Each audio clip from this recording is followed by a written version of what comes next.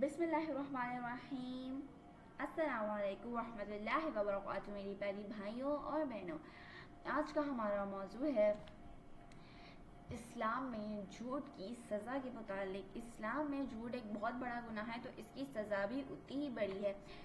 تو جھوٹ کی ایک سزا یہ بھی ہے کہ قیامت کے دن جھوٹ بولنے والے پر اللہ تعالیٰ کا غضب نازل ہوگا، وہ اللہ تعالیٰ کی رحمت سے محروم ہو جائے گا اور اس کے لیے کوئی نجات کا یا کوئی راستہ نہیں ہوگا۔